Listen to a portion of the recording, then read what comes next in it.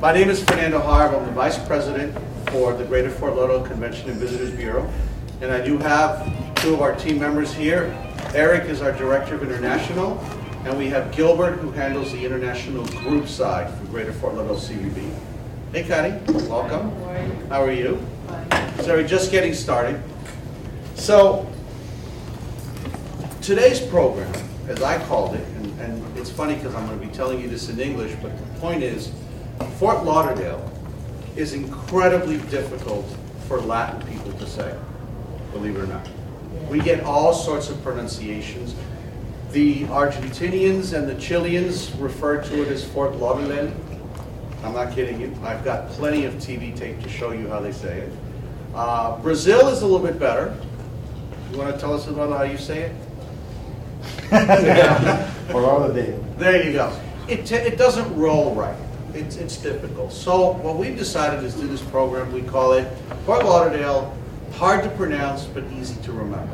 Just think of the one place that you can't remember how to pronounce. And again, talking to guys in English, you're like, but I can say Fort Lauderdale very easy, but that's a sound. So quick history. Why the name Fort Lauderdale? Turn of the century, General William Lauderdale, in his never-ending quest to chase down the Indians, followed them all the way down here through the Everglades, established the first fort, Fort Lauderdale. A couple of years later, opened two more forts, also called Fort Lauderdale. I guess he was very impressed with his own name because he named 3 different forts with his name. Ivy and Frank Stranahan followed suit, opened the first post office, schoolhouse, bank, all this one couple, in a house that still stands today, the Stranahan House, right off of downtown, if anyone's going to go out, look for Stranahan House. Of course, like typical Florida, Flagler put the train in. We were a stop for the people that were traveling from north all the way down, extended out to the Keys. 100 years later, here we are. Now, the question I get the most when we travel and we present is, well, why Fort Lauderdale? We've got Miami, we have Orlando, and those are great destinations. And we think you should visit Miami, you should visit Orlando.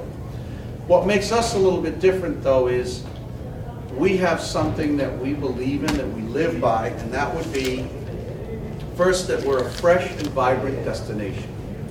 We're not a, it's funny, I was just doing this presentation in Germany last week, and I tell them Fort Lauderdale just turned 100 years old. Well, in German standards, that was yesterday, because they've got schoolhouses older than that. So we're fresh, we're new, we're trying to reestablish, we've reinvented ourselves. We are no longer the spring break capital. We have great new properties, a great infrastructure that came up with the city. We have new restaurants, new clubs, new neighborhoods, for that matter, that are really establishing itself and positioning itself as a new, vibrant destination with a lot to offer. Our water culture, and you're going to hear me talk about water culture a lot because this is everything right here. How we live life has to do with water. Whether it's above it, in it, or below it, water is energetic. It makes you feel good. It's soothing. It's calming. And if you look at every activity that we do in Fort Lauderdale, almost 90% of them have to do with water. From a water view to a water activity to anything you can think of. And we'll cover that in a minute. We are casual chic. Now, Rick Still has given me grief the last 2 days now because I'm wearing a jacket and it's supposed to be casual chic. The idea is we're very laid back. We're not pretentious. You go to our nightclubs, you dress down. You don't dress up. You go out to our fine dining restaurants, wear your shorts, wear your flip-flops. It's about being elegant but casual at the same time. And that's what sets us apart, is that unpretentiousness that Fort Lauderdale has to offer. We're authentic and diverse. We're not trying to be South Beach. We're not trying to be any other destination. We are what we are. We're a destination that offers pure and simple but surprisingly diverse activities. We're not just a cruise port and the beach. We have a lot to offer. And lastly is the accessibility. I mean, for those of you that have been driving around Fort Lauderdale or look for something, how easy is it to get around here? The city is on a grid system, north and south, east-west. All the major highways cut right through here. Easy to get to Miami, easy to get to Palm Beach or Orlando. Everything is easy. And because we're so compact, and if you look at a map, you'll see that downtown, the beaches, airport, and cruise port are inside of a 5-mile radius. No long distances from one end to the other. $100 cab fare from the airport to the beach, then another $50 to get to a cruise port. Everything here is very simple and easy and accessible. Now, the water culture, here's where I'm going to speed it up because I want to open this up for questions. But it's simple. 23 miles of beaches, over 300 miles of navigable canals. So if you want to spend all day long visiting Fort Lauderdale by boat, you can do it and never go across the same place twice. You can go as far inland as west of 95. You can go all the way down to Miami. You can go all the way north. But within Broward is 300 miles to enjoy the water views, the houses of the rich and famous, the sights, the sounds, everything that you can expect. Hence the reason we're known as the Venice of America, except for one great thing, we don't have the same smell as the canals of Venice of Italy. And of course the Everglades, the other big body of water to the west of us, which is a living, breathing organism, if you will, of water, teeming with wildlife. You can be here today and in 15 minutes be in what Fort Lauderdale was 100 years ago. So very unique extremes of what Fort Lauderdale is. Our Blue Wave beaches, if you've had a chance to see our beach, are all designated Blue Wave. Blue Wave, as many of you Florida know, is sort of the best of the best. If you meet all these activities, or requirements, you're Blue Wave designated. All 23 miles of our beaches are Blue Wave designated, which means not just sand and water, but also parking facilities, food and beverage facilities, public restrooms, everything that makes your beach experience even better. And we still, as you can see here, we kept our palm trees in the sand and not put them on the sidewalk. So you can actually sit under a palm tree. Another shot of Venice. This is a shot of downtown. When you go home and you're driving to your house and you're passing by your neighbors with their cars in the driveway, this is what our driveways look like. So, not a bad place to live. Little night shot. The most iconic symbol in Fort Lauderdale is our water taxi, because this is how you can get around from point A to point B in a nice, enjoyable, fun way. If you've ever been on the water taxi, they give you descriptions of what you're seeing, who lived there, who did that, who did that. All the time enjoying the view, the water, the experience, the sun, on your way from point A. You can literally go to lunch downtown, take the next one, go back to the beach, go up north, go shopping in Galleria. And if you look at this picture, all the way on the left-hand side of the picture, the Broward Performing Arts Theater is one of the only theaters in the country you can arrive by boat, if you want, by your own personal water taxi. And the Museum of Science and Discovery on the right, which, does anybody here have little kids? You turn around, you tell your kid, I want to take you to a museum, what do? No, not a museum, I hate museums. Trust me, they will love this museum. It's interactive.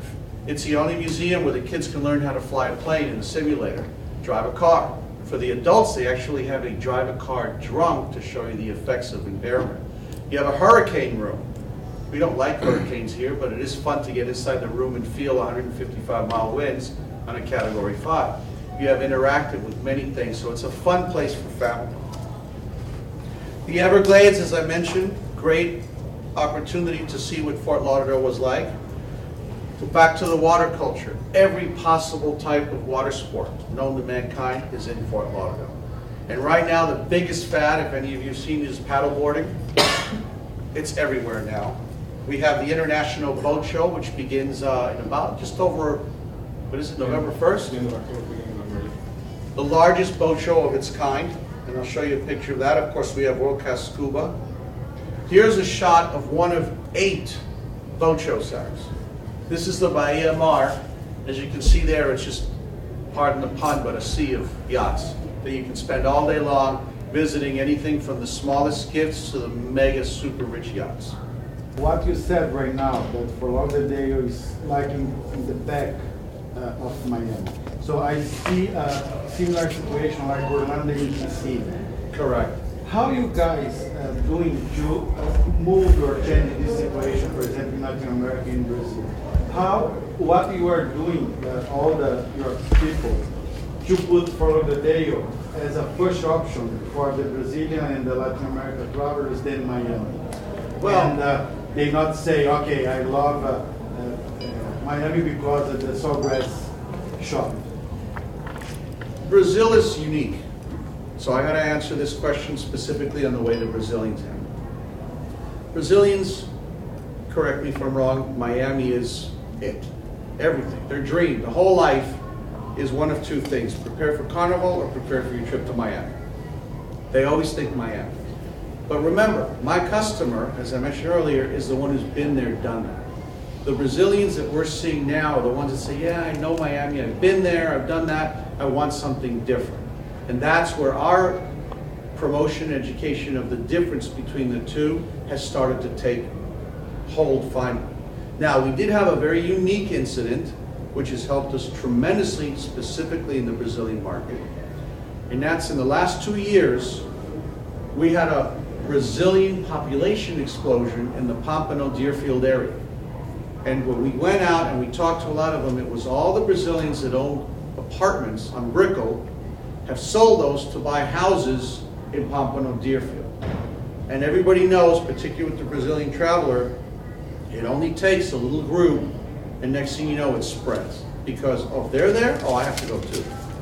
And now, visiting friends and relatives is the #1 source of business for the Pompano Deerfield area. And right now, most of it is Brazilian.